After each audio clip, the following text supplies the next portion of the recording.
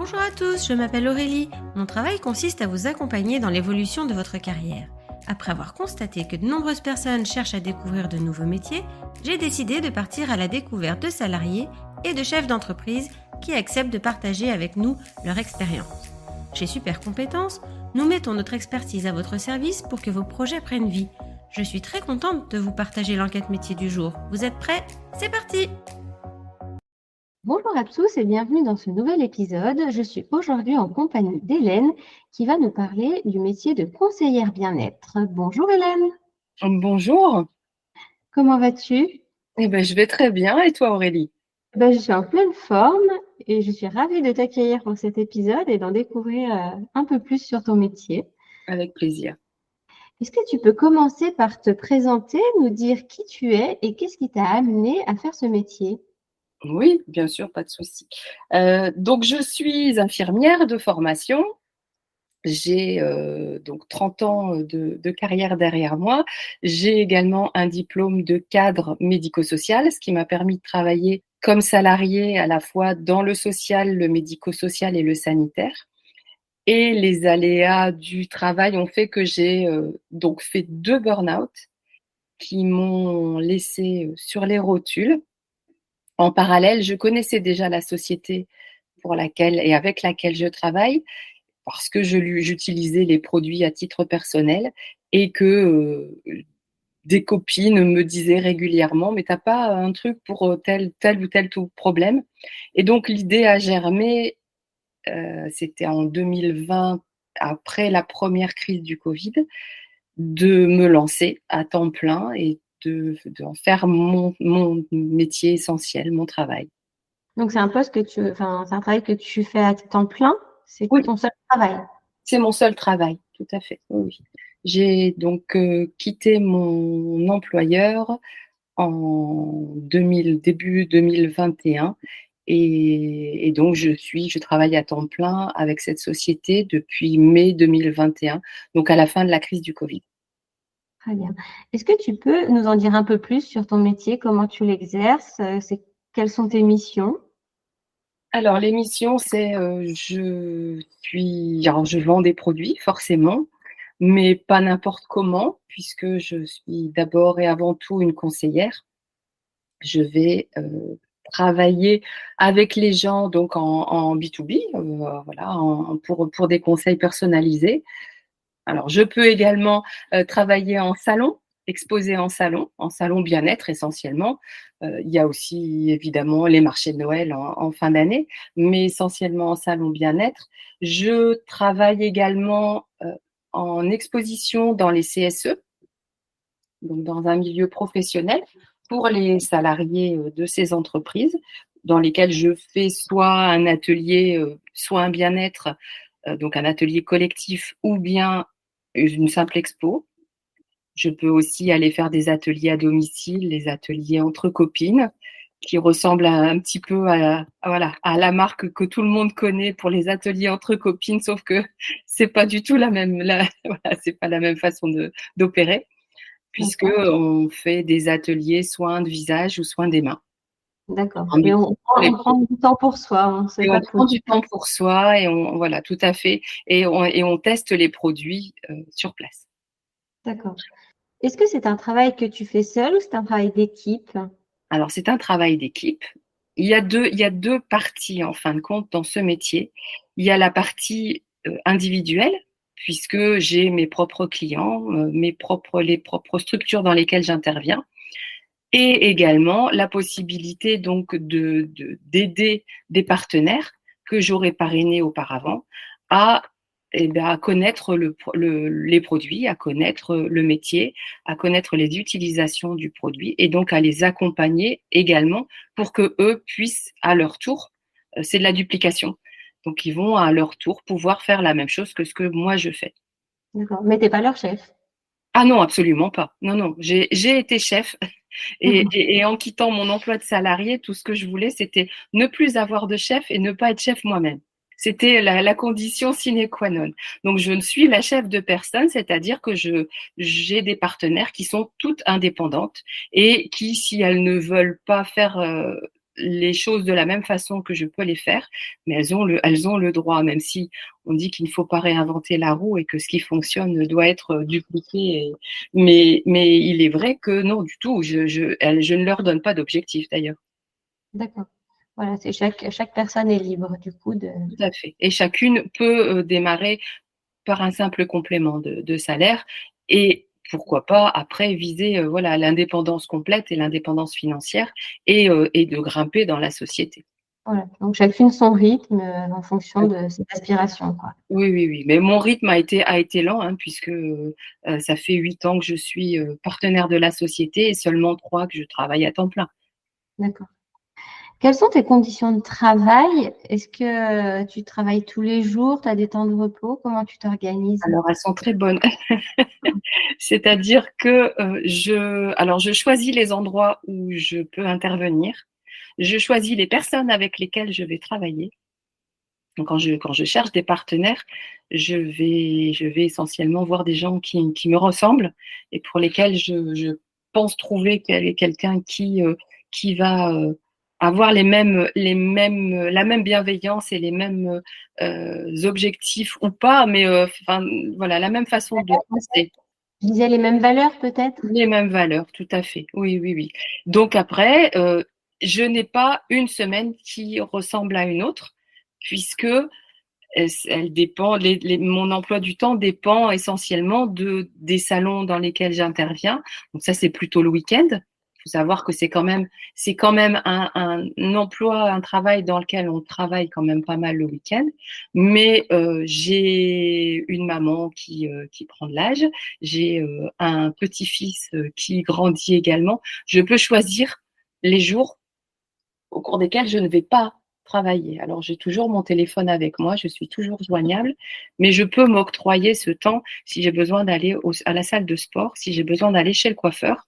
Ce jour-là, il ne sera pas travaillé. Donc, je suis tout à fait libre de mon emploi du temps. D'accord. Et donc après la semaine, quand les personnes sont prises, tu fais plus ton administratif, par exemple? Bien sûr, oui, oui. Alors après, il y a aussi le suivi de mes partenaires, c'est-à-dire que quand une de mes partenaires veut également a des objectifs personnels à réaliser, je vais la former, la coacher pour lui permettre également d'atteindre ses objectifs. Donc après, il va s'agir, soit on se voit en personne, à condition qu'elle habite pas trop loin de chez moi, ou alors la visio. Hein, avec le Covid, on a pu développer ce moyen de connexion. Donc en visio, et on va faire des plannings et monter son objectif avec elle. Et donc après, oui, il y a la comptabilité, il y a du phoning. Je passe aussi des journées entières parfois en phoning parce qu'il faut faire de la prospection. D'accord. Donc voilà, tu organises ton temps dans la semaine, tu répartis toutes les tâches et tu fais un peu de tout tous les jours ou toutes les semaines. Voilà, un petit peu de tout ça, oui. D'accord. Est-ce que tu travailles avec des professionnels extérieurs à l'entreprise avec laquelle tu partages? Alors, qu'est-ce que tu entends professionnel extérieur? Tu as ton entreprise avec laquelle tu travailles, est-ce qu'il y a d'autres personnes, d'autres professionnels extérieurs qui peuvent intervenir? Alors, j'ai déjà, moi, organisé, enfin, co-organisé des petits rendez-vous bien-être. Donc, forcément, là, je travaille avec d'autres professionnels du bien-être. Ça peut être des réflexologues plantaires, des naturopathes. Voilà, Oui. il y a plein de médecines alternatives qui émergent maintenant. Sinon, j'ai envie de dire que non, je travaille. Alors les d'autres professionnels, si ça peut être, voilà, si quand je me rapproche d'un CSE, Mmh. je vais quelque part travailler avec le CSE, Voilà. mais il y aura pas de travail de transversalité. OK, très bien. Quelles sont les compétences nécessaires pour faire ton travail? Alors il faut être enseignable. C'est-à-dire que il faut accepter qu'on arrive vierge de toute connaissance, qu'il y a des moyens, il y a des systèmes qui fonctionnent, qu'on ne va pas réinventer le système qui fonctionne. Donc il faut savoir apprendre, donc connaître les produits, connaître la façon dont on les utilise, les indications de chaque produit, Et puis, la façon de les présenter.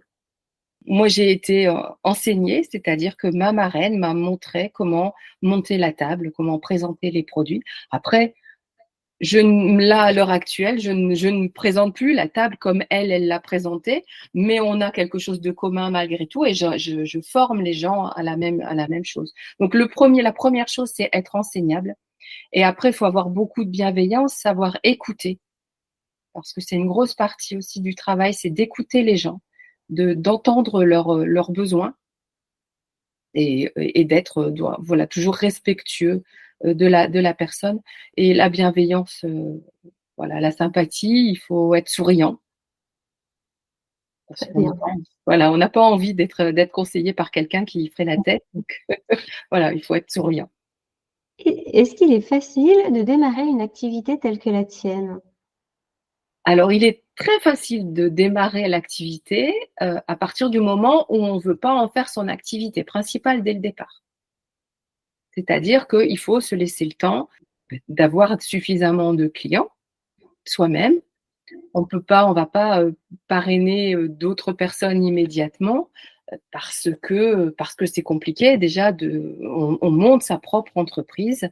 Donc tout se fait étape par étape. Mais pour démarrer, oui, j'ai la chance de faire. Alors, il y avait l'histoire de travail d'équipe. Oui, je travaille également avec les équipes parallèles, j'ai envie de dire. Il y a moi, les gens que j'ai parrainés, mais il y a aussi ma marraine a parrainé d'autres personnes. Et donc, on travaille quand même tout ensemble. D'ailleurs, on se fait appeler l'équipe rock'n'roll parce qu'on est toutes un peu rock'n'roll. Et voilà, il y a cette. On parle beaucoup de sororité. Pour le coup, nous, pour le coup, on n'est que des filles. Et ça permet de se donner des conseils les unes les autres. Et aux nouvelles de se mettre dans le bain beaucoup plus rapidement aussi.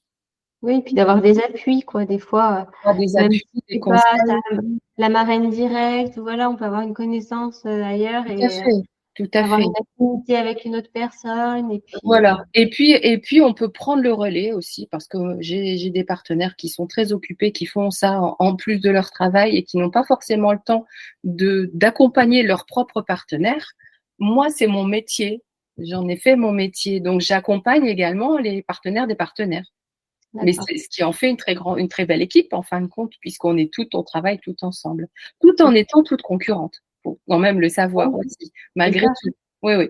Mais quand on le fait en bonne intelligence, il n'y a pas de raison que ça ne fonctionne pas. d'accord. Donc, il y a des possibilités d'évolution. On commence avec un complément de revenu et après, Et ben après, on se met nos propres objectifs à atteindre pour monter les petites marches. Donc, dans la société avec laquelle je travaille, il y a donc différentes petites marches et les marches sont atteignables après donc en 2 mois calendaires et en fonction de l'objectif qu'on s'est fixé. ok. Concernant le revenu, il n'y a pas de revenu fixe. Pas du tout, non. Non, non, le revenu est ce qu'on fait de l'activité. Voilà. En fonction des ventes et En fonction voilà. des ventes et des parrainages qu'on peut effectuer. Ok, C'est la marge qui évolue. Donc, quand on monte les petites marches, c'est notre marge qui évolue. d'accord. Donc, toi, maintenant, tu en vis clairement de cette Oui, activité. On peut oui, en vivre. on peut en vivre, bien sûr, et on peut en vivre très, très bien. Après, il faut se donner les moyens. Mais oui, oui, mon évolution n'est pas terminée. On peut en vivre très, très, très bien. Mais il ne faut pas imaginer pouvoir, comme dans une entreprise lambda, arriver à avoir un salaire et tous les 2 ou 3 ans prendre un échelon. Là, ça peut aller vite si on a les bons contacts et si on arrive déjà avec un réseau, ça peut aller beaucoup plus vite. Sinon, il faut le construire, son réseau. La société avec laquelle je travaille existe depuis 46 ans. Dans une société, donc dans un système pyramidal, on ne vend rien. On ne fait que faire rentrer des gens, mais il n'y a pas de produits. Nous, on vend des produits. Et un système pyramidal permet, s'il y a 20, 30, 40, 100 générations, celui qui est tout en haut continue de toucher sur les différentes générations jusqu'à la 100e. Nous, ça s'arrête à la 3e génération en dessous de nous.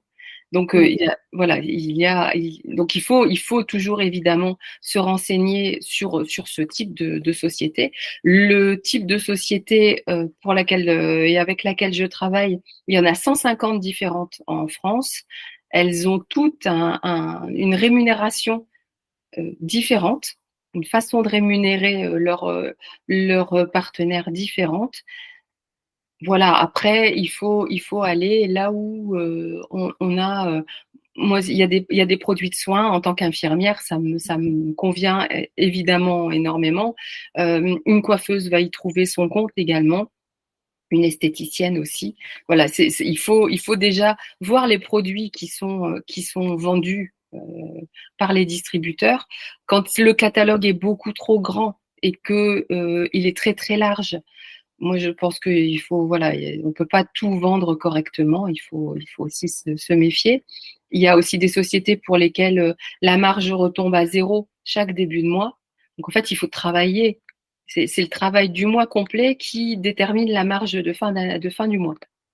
Chez nous, on commence à une certaine marge et si on commande pas pendant 6 mois, en recommandant, on va avoir de nouveau cette marge. Elle a pas disparu. D'accord. Qui ne ressemble à rien d'autre, dont on parlait il y a 50 ans comme du travail de la ménagère de plus de 50 ans qui voulait gagner 3 sous et qui avait des problèmes de sociabilisation et donc voilà à qui ça permettait de rencontrer des gens en dehors de sa vie de femme à la maison. Voilà, ce métier-là a quand même beaucoup évolué et pour le coup, ça ne ressemble, enfin, ça peut ressembler. Hein, il peut y avoir aussi la ménagère qui a envie de sortir un peu de ses fourneaux pour vendre 3-4 produits à ses copines et ça lui va fort bien. Mais c'est un vrai métier d'avenir. C'est un métier dans lequel on peut espérer un jour gagner un salaire très confortable tout en ayant cette liberté d'action. Quel est le parcours pour faire ton métier? Est-ce qu'il y a un diplôme exigé ou une formation? Comment ça se passe? Aucun diplôme n'est exigé puisque dans l'équipe dont je fais partie, il y a des infirmières, des soignants parce que c'est notre cœur de métier, c'est plus facile d'aller vers les gens qui ont fait le même travail que nous. Mais il y a aussi donc des professionnels autres du bien-être, mais il y a aussi des secrétaires, des coiffeuses, des esthéticiennes, des éleveurs de chevaux, voilà, et puisque ce sont des produits qui peuvent être utilisés aussi par les animaux. Donc, il y a aucun diplôme requis, hormis la volonté de bien faire, en fin de compte. Et ça, il n'y a pas de diplôme pour ça. Ok. Et la formation, elle est faite sur le tas? Et la formation, elle est faite dès le départ par la marraine ou par la marraine de la marraine. Enfin, voilà, il y a toujours quelqu'un. Donc, on a une formation, nous, à l'interne de l'équipe et il y a également la société offre des formations en visio. Donc, il y a toujours moyen d'avoir des informations sur les problèmes qu'on peut rencontrer ou les questionnements. Quel conseil tu pourrais donner aux personnes qui souhaitent s'orienter dans ce métier?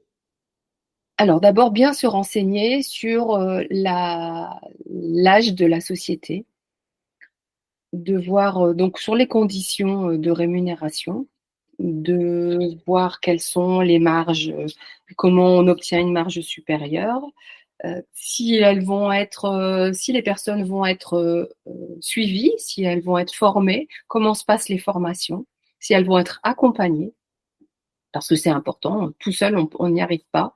Et c'est un système de travail qui est gagnant-gagnant, c'est-à-dire que c'est en aidant son équipe à gagner en compétences qu'on va nous-mêmes monter aussi dans la société avec laquelle on travaille.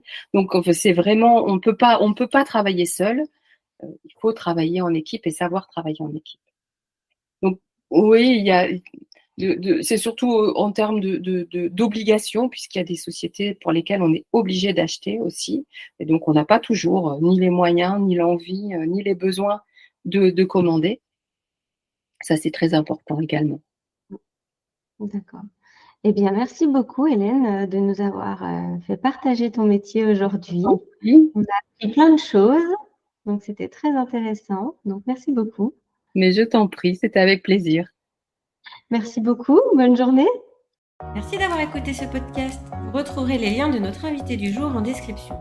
Vous trouverez également l'enquête métier du jour en version PDF dans les notes de l'épisode. Si l'interview vous a plu, n'hésitez pas à la relayer autour de vous et de la noter sur votre application de podcast préférée. Vous pourrez retrouver l'ensemble de nos services sur supercompétences.fr. Si vous voulez partager votre métier, prenez contact avec moi pour que nous puissions en discuter. Je reste également disponible pour parler avec vous de vos projets de reconversion professionnelle. Je vous donne rendez-vous au prochain épisode. Belle journée!